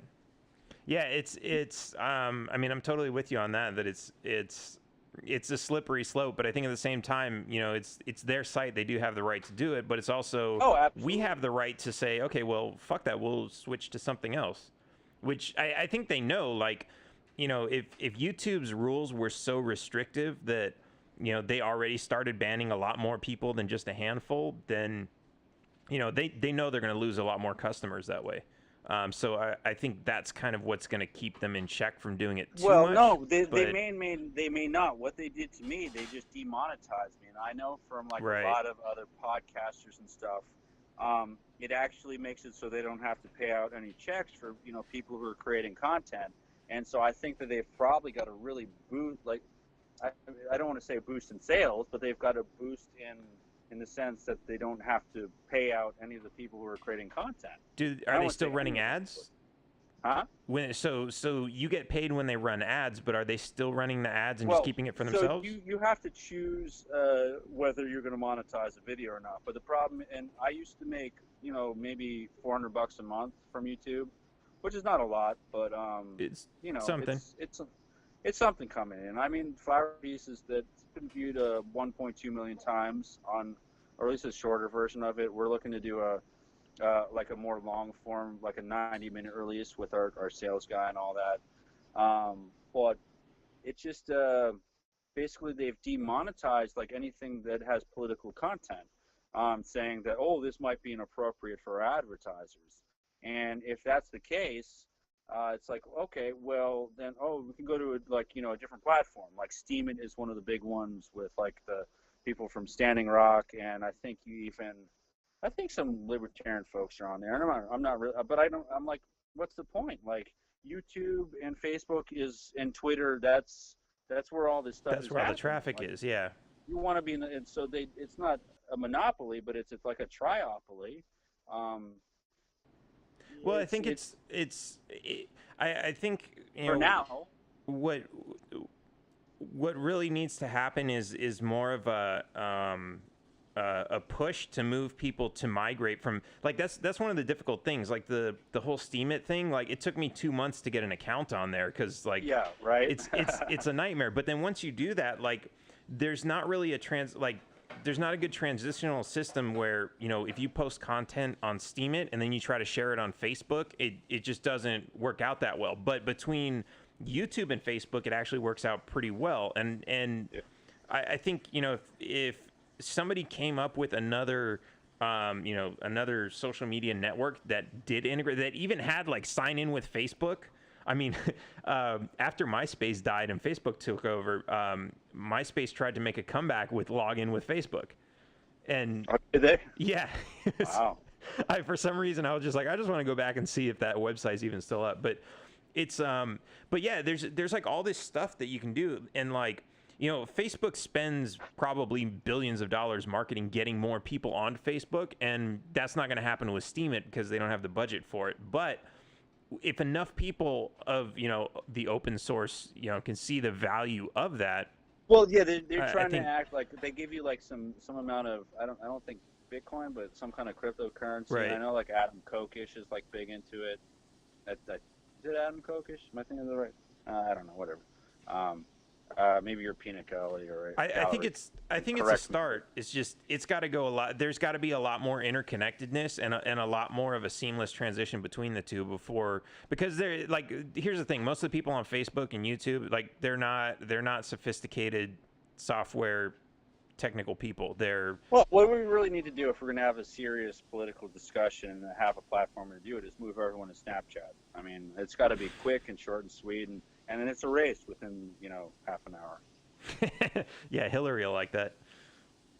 Yeah, so I had all the Hill bots came after me good after one of the rallies. I think it was like North Carolina or something like that, but I don't know. Good times with them. Woohoo! Yeah. Yeah, they haven't learned their lesson from the DNC. I mean, there's all this stuff with Donna Brazile, and even their own people like Elizabeth Warren are like, yep, no, it was rigged. It was rigged. It was rigged. What part of it don't you get? It's rigged. Then you've got like Jared and Elizabeth Beck. They filed the DNC fraud lawsuit, in which their lawyer responded that, oh, we can do whatever we want from a smoke-filled back room. Which on one level is right. If you're a company like and those are the rules, that's fine. But the thing is that since people were putting their money into the DNC, and they had their own mission statement, like effectively that became fraud, and that's why Jared and Elizabeth Beck filed a fraud lawsuit, because the money that they were taking wasn't in accordance with the statements that they were putting out. Which was the rationale for taking the money. Right. And it's kind of like, if they don't learn that lesson, I quite honestly, I mean, I'm not going to make a hard prediction at this point. Aside from the reality where Vermin is going to be the leader of darkness for 10,000 years. I think it'd be easy to say that Donald Trump in this other reality will probably get 8 years. Because I don't think the DNC has learned their lesson. I think there's going to be a lot of progressives out there that are like, yep, no, it's not good enough. But I could be wrong about that too. I'm kind of waiting to see who else they present as candidates. You ever think about switching teams? Just going over there and running as a Democrat, challenge I Hillary. I haven't thought about Democrat. I have thought about Republican, just because I know that's where all the voters are. But Ah, taking see the now you're just selling out and here's the well, problem. but wait. Am I Okay. selling out or am I infiltrating? Taxation is theft, man. That's what it says on that crazy yellow hat. Can't I go to a Republican convention and yell taxation is theft? All right, I don't. Well, tell me your plan. Is that it? I mean, that wouldn't be it, and I haven't thought about it too much. But if I did, if I did go and I did take all the libertarian principles, is that really selling out, or is that? Well, no, it is, because anytime libertarians are doing anything where they're voting for a Republican or a Democrat for that matter, which is not going to happen, but I mean, if they're voting for anything other than libertarianism, it's kind of or even like here's a wacky one, and I've had it out with a couple of my libertarian friends where I'm like, you know what, like if you don't hunt your own animals and like grow your tomatoes and all your food, and you're eating at McDonald's, like that's corporate subsidized welfare, and that is theft. Like basically that's taking our tax dollars and it's putting into this factory produced meat. Now I don't want to be like all anti-meat or anything. Although I have fluctuated in and out of vegetarianism, to try to fight all of this. I tried not to fucking vote with my wallet and do things that are against my morals there or whatever. But there's a lot of stuff when libertarians or even anarchists or progressives or Bernie Sanders, whatever, whenever you switch over and you're kind of jumping teams to try to go with the biggest group that you think will get the best votes, it's like, especially in the case of libertarianism, where if you're voting for like a Republican or even a Democrat, like who are all about like the 54% of the discretionary spending going to war, you're not about limited government.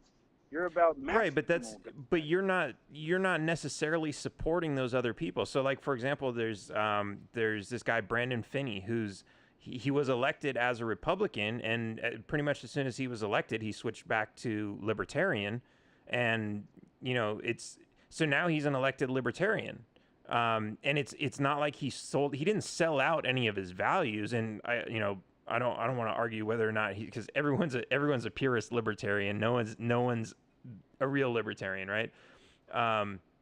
But as long as you don't sell out your values and say, okay, I'm gonna go run as a Republican and I'm going to adopt some of their values just so I can get elected, and then I'll switch back later. Like if that's the mentality that you have, that never happens. But if you take the real libertarian value and say, I'm just going to apply this and I'm going to see if I can sneak into some other party and make it happen, because realistically it's having an audience, like Vermin. Vermin's I don't know if it was like his first big thing that he did, but it was like a stage with like 6 or 7 Democratic candidates, and he was there, and he got mainstream news coverage for 15 minutes. What that was a lesser known candidates debate, and it was that he sprinkled glitter dust on Randall Terry to turn him gay. Yes. But he got mainstream news coverage for that because it was a primary party, and they just cover all of that shit. And this was even like you said, the lesser known candidates, which already implies like they're the people that aren't going to win, but they're from the major party, so we'll cover it, versus like the libertarians where it's like the major candidates they don't even cover. Right. Well, you can't even get on the stage, and that's problematic. I mean, really the solution there is what Maine has done, which is ranked choice voting. So, where different, votes are weighted. So, let's say, Donald Trump is your first choice, he gets weighted as a 5. And this is highly unlikely, but like, let's say Hillary Clinton is your second choice. She gets weighted as a 3. Or maybe the more simpler thing would be to say Hillary Clinton's your first choice, or she gets weighted as a 5. Bernie Sanders is your second choice, he gets rated as a 3.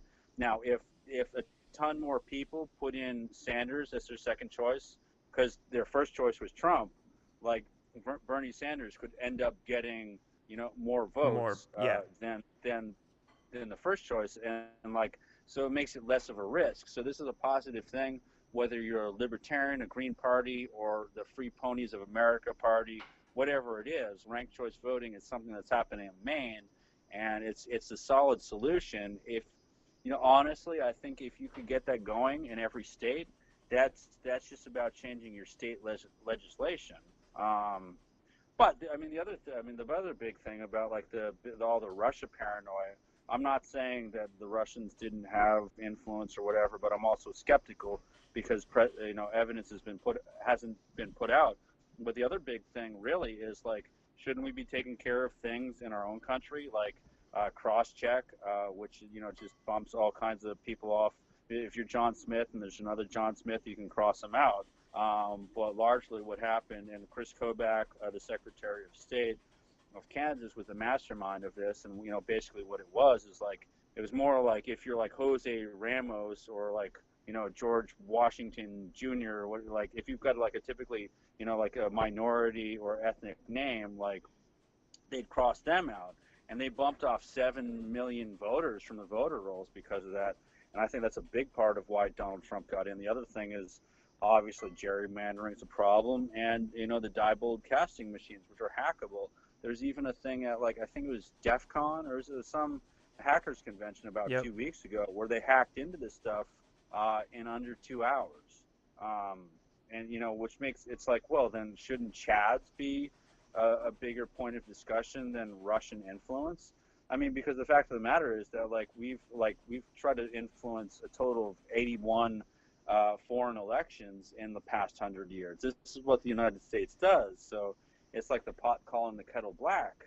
Why are we focused on all this? Why does the mainstream media even care about it? I mean, if the Democrats really want to do something, they have to make amends, but they're not going to. That's probably why Trump will get 8 years.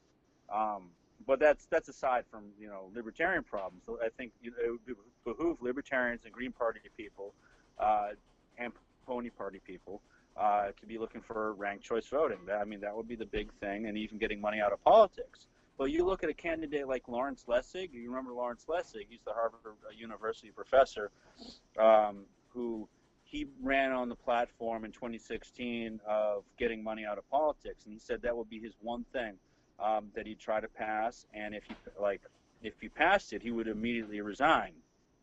And so the other thing was that he said that if I raise $1 million, I will run, and on this platform of getting money out of politics. And then so he got the $1 million, and then he did 2 campaign rallies and bailed out.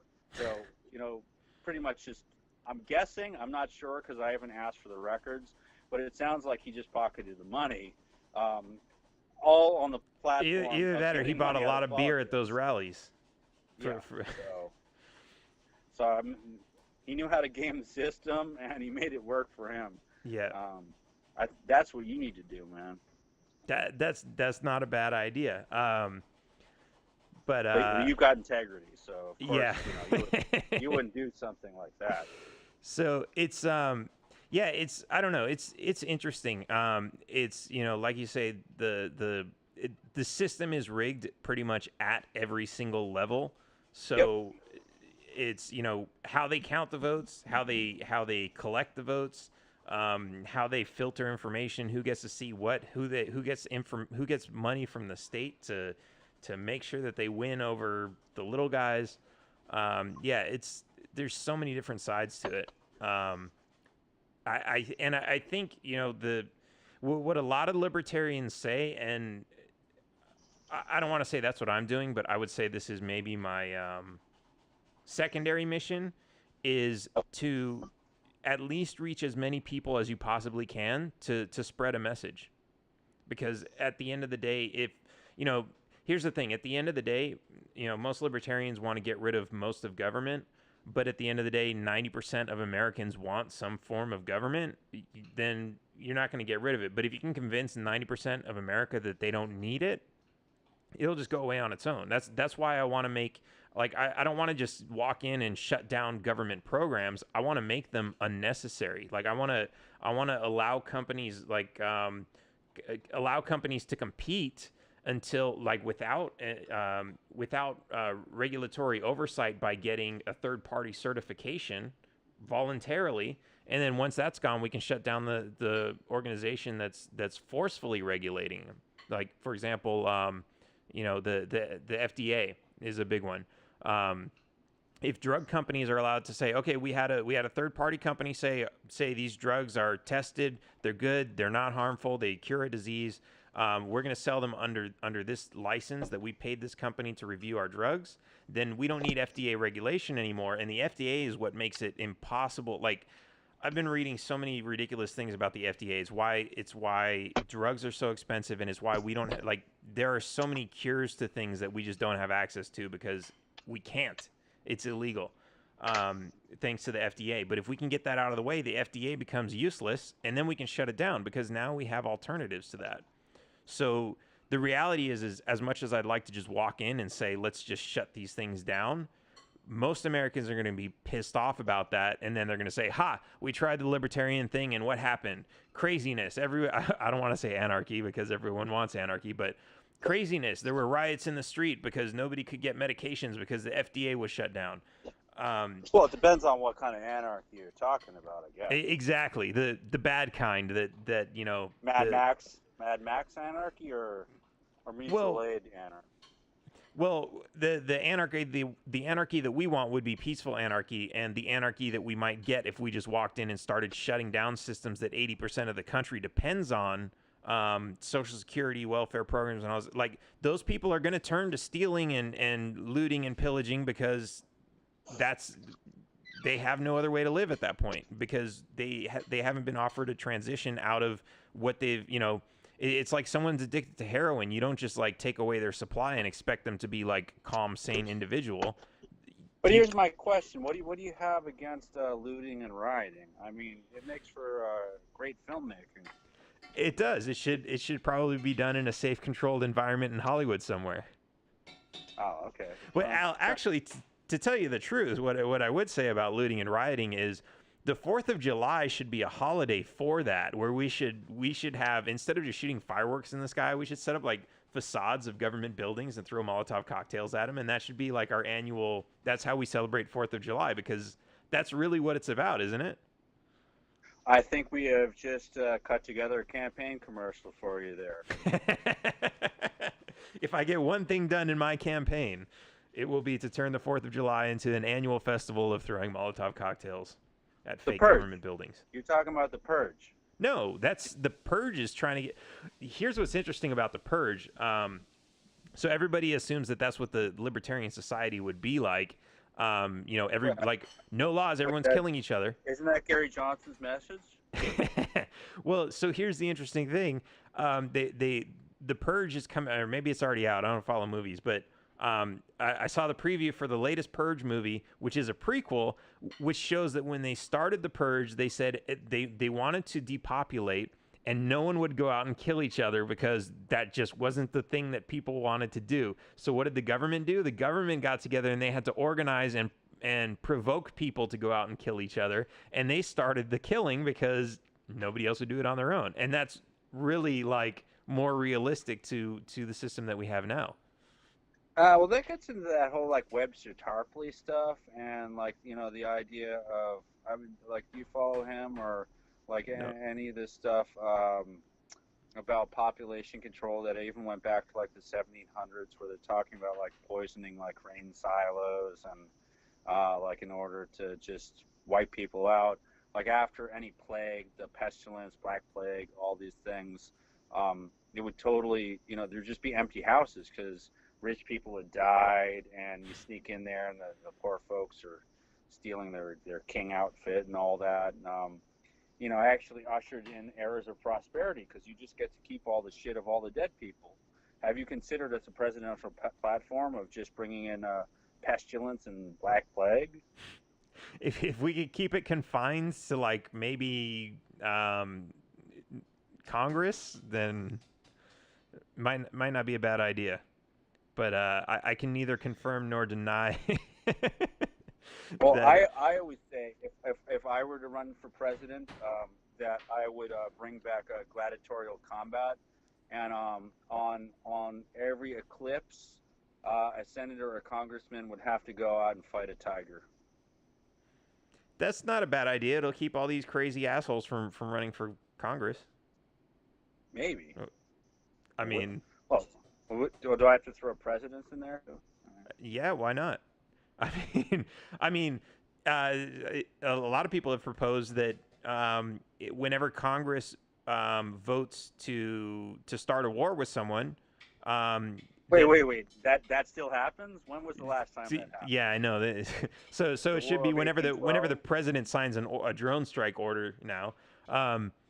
Their Oh, kids. speaking of drone strikes, did you know that? Okay, so in the Bush administration, it was like they were doing an average of like 24 drops a day. Under Obama, I think it was 34, and I think under Trump, it's supposed to be 144 a day. And Wow. so, like, it's. I think he's at like 5 or 6 times. I don't know. You do the math. Like, Yeah, it always goes up. you know, well, no, but Bush went from 24 to Obama was 34. Now Trump is 144. So it's gone up like 5 or 6 But times the amount of Obama. honestly, I don't know how much that has to actually do with the president, because like the way I see it, you've got like the generals over at the Pentagon just go to the White House and say this is what we need to do, and the presidents are just like, okay, fine, do it. You don't think the president has any kind of influence there? I think he can, but I really don't think it's much. I mean, especially you look at some of these people like Trump and Bush. Obama was probably the most, probably the highest IQ of all of them. But like, and I'm not trying to pay him a compliment, but I really don't. Well, think... you do have your Obama hat. I really don't think any of them. Like, I don't think they care what's going on the other side of the world. They're sitting there, they're enjoying sending their wives on like $50 million vacations. They're enjoying traveling the world and meeting world leaders and being on the Lolita Express. Yeah, exactly.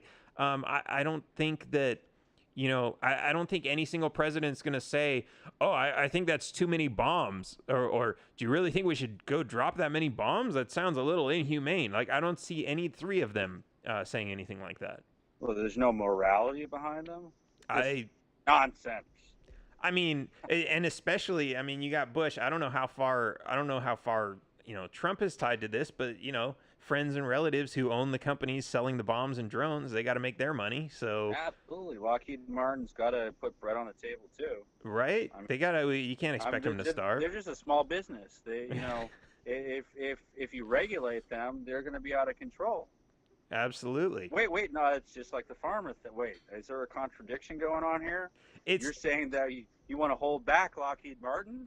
Wait, that's just not libertarian. It sounds like a contradiction on your part, sir. Where's my white glove to slap you in the face? Well, think about it. Think about it like this: if the people buying from Lockheed Martin had to buy with their own money and not the unlimited stolen tax money that they were taking from you and me, they'd be selling a lot less. Let's put it that way. Well, you make it sound like I pay taxes. I'm not saying I don't. But... Well, you're paying in some way, even if it's the hidden taxes that are the tax on the sales tax on the mug. The emotional tax. That too. That's a big one. That is the worst kind of theft. Is the emotional tax that all of this is taken on me and all the good citizens that check off that box. Now here's the hole in the logic earlier. When I was saying that that Gary Johnson had done this thing with the threshold where you get up to $100,000 and then they match to $100,000. Mm-hmm. You didn't do your research and you didn't call me out on the fact that you voluntarily checked the box. So it's not theft. Vermin hit me that one. Well, arguably, I've had this conversation. Arguably, it's not theft because you did agree to pay those taxes. But here's the thing. Most people agreed, or let's not say agreed, they signed that contract under the belief that they had to. And so there's this understanding in law where a contract is not valid if it was signed either under duress. Or now you sound like me. Or under fraud. This is what I was trying to say to Vermin. I don't know. Yeah, so it's not directly theft because you could say I'm not going to sign this, but at the same time, if people believe that they're forced to sign it, then that's why they're doing it. So it's kind of it's a word game, which is what the whole system is. I mean, they have different words for different things, and those are. It doesn't matter what you think the word means. It matters what the government redefined it as, and any Sure. word Now that we've comes out of talked your. enough about we've talked about enough taxes. I want to do another plug for me. So there was so you should again go to my YouTube channel. That's YouTube/RodWeber or RodWeber.com. And one of my favorites, you can watch War of North Dakota, where we can see that any of this stuff about taxes, it doesn't matter. They've suspended the Fourth Amendment. They don't the NDA and the Patriot Act rules everything. And one of my favorite stories that I like to tell people when I'm not being raided by the FBI, and that happened the second time in September because of the free speech rally in Boston. But I was kidnapped by mercenaries at Standing Rock, and that's why you should see my film War of North Dakota. You should see that film Flowers for Peace, and also This is Vermin Supreme. If you know a venue that we can play it at, whether it's your mainstream kind of theater or college or any of that kind of stuff, we do need to get that out there. And sorry to be such a shameless whore here, but No, absolutely. I do have to remind people in case you got new viewers on here. I can't see your numbers, so you know, I will just make the assumption that you've got a massive following, and this will revolutionize my life, and being Well, on here is going to be the step that I needed to take to bring This is Vermin Supreme to the next level. we'll do this. Well, let's do this. Sure. Which of your videos are up on YouTube right now? Well, I mean, there's probably Or out of thousands those movies you just mentioned? Well, there's trailers for War of North Dakota, War of North Dakota, and Flowers for Peace. The trailer for This is Vermin Supreme we haven't put out yet because I mean it's completed. We have. You just got to censor it. We have to. Yeah, exactly. So, well, I want to have both versions out there. But you know we're whores, and we have to sell this, and we've got these sales guys, and evidently they don't like free speech. Bastards. But here's the again, if you don't have these, you have to have Fourth Amendment rallies to protect the First and Second Amendment. Otherwise, we're not going to get any. This is the problem with America right now. Everyone wants to talk about gun control. The real problem is the NDA, the Patriot Act, and the violation and the removal of the Fourth Amendment. I say if I ran for president, and here's an idea for you: just hand out copies of 1984. That'll just be. It's a manual, and I know Idiocracy was supposed to be a warning, but just go with that too. Use that as a manual. Pass that out to your cabinet. They'll love it. So anyhow, so you were saying about my channel. Yeah. So this is what we're gonna do. If you're watching now, if you're watching live now, you won't see the links. But if you're watching this in an hour from now, Rod's going to send me a bunch of links, and I'm going to put them in the description for the video so that all the links will be there. The links to the website, the links to contact him if you have any way to get any of these movies into a venue, or if you want to host an event. Then yeah, let's do this. And we had a big talk about this yesterday. You got to get out of your comfort zone and do some shit, because sitting on your couch is not going to make shit happen. I fully agree with all of this, and I feel as though I don't know if we're wrapping up here or if we should put in a final plug where we talk to our booted leader or not. I don't know if there's a boot around. He's naked. Wait, he's naked. Sure, let's. Do you want to say something off camera? All right. Well, Emperor Supreme says. He's naked. So we'll come back later, and I'll just go back out here. It's really hot. It's hot and sweaty. When Vermin does an event, does he autograph ponies, or does he have a brand? He'll do whatever you want as long as you pay him enough money. Because we're good and faithful whores. And I don't mean that in an offensive way. I mean like we're celebrity whores.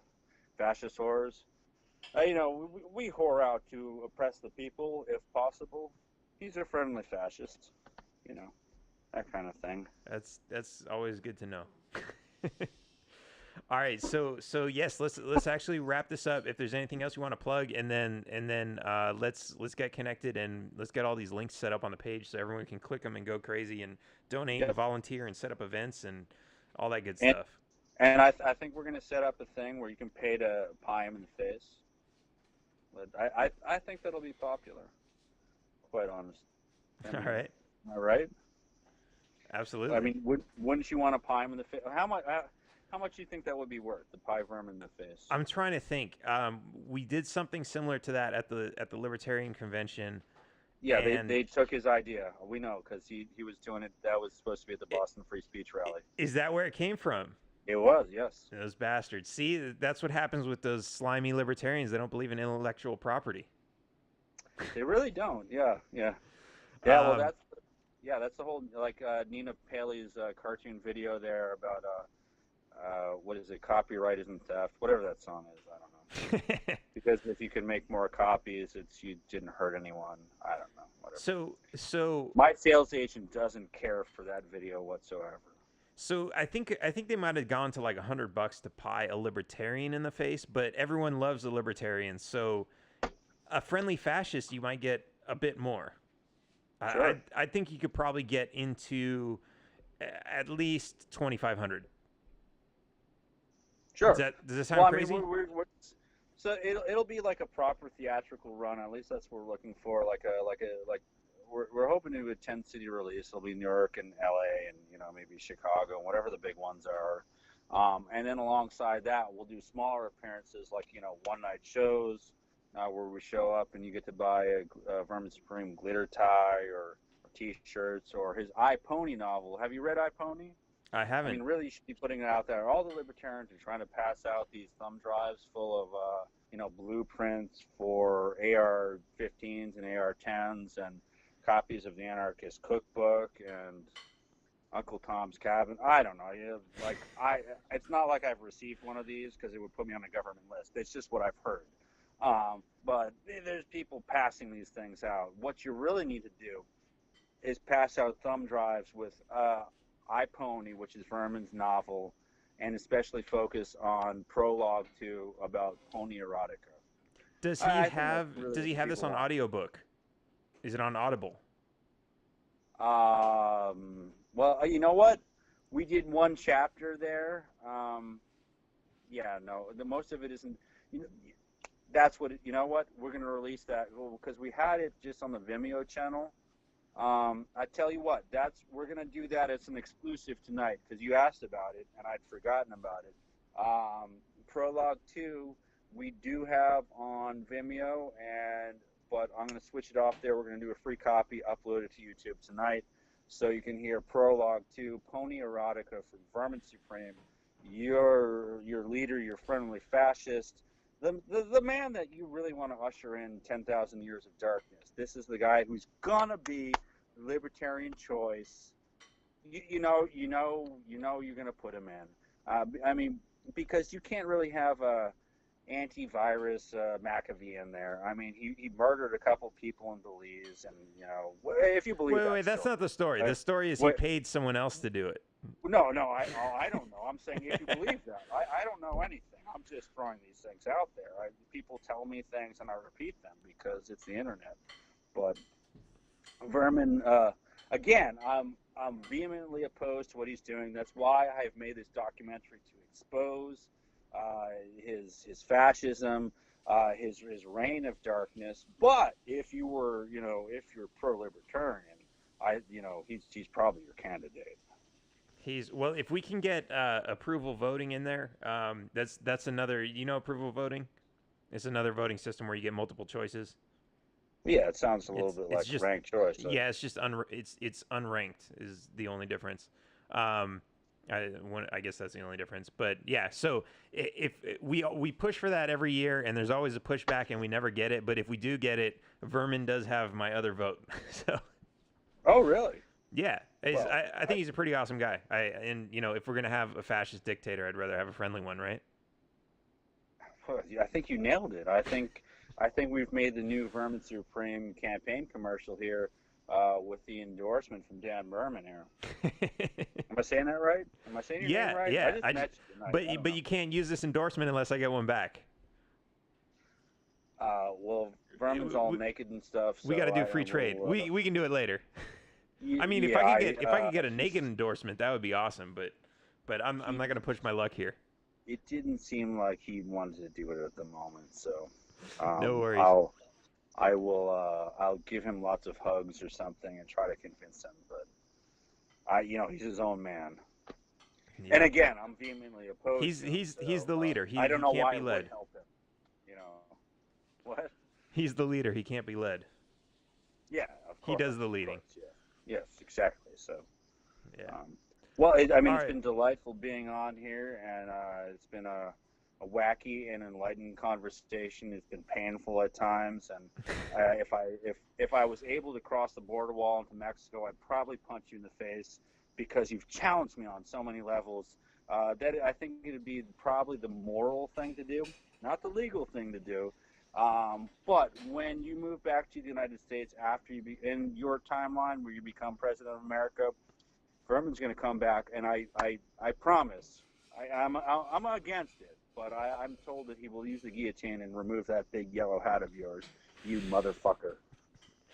Yeah, that might be an interesting fight. We could probably sell tickets to that. And yeah, that's sure. Whose hat comes off first is the loser. Yeah, well, it's not up to me. That might be an interesting fundraiser right there. I'm just a conduit. It's not me saying it. I want to be best friends, but I'm just transferring information, really. So. All right. Well, Rob, it has been awesome talking to you, and we will Rod, definitely. Like Rod Serling from the Twilight Zone. Did I say Rob? Rod. Everyone does. It's okay. Don't worry about it. Yeah, it's been awesome, and we will definitely do this again. And taxation is theft, and let's get those links so we can get them out there to everybody. Just stop stealing that slogan. I know it's a good one though. I actually went back in time and created it and gave it to the first person who said it. So. Oh, Baby Hitler. Oh, props to Baby Hitler. All right. All right. Thanks, man.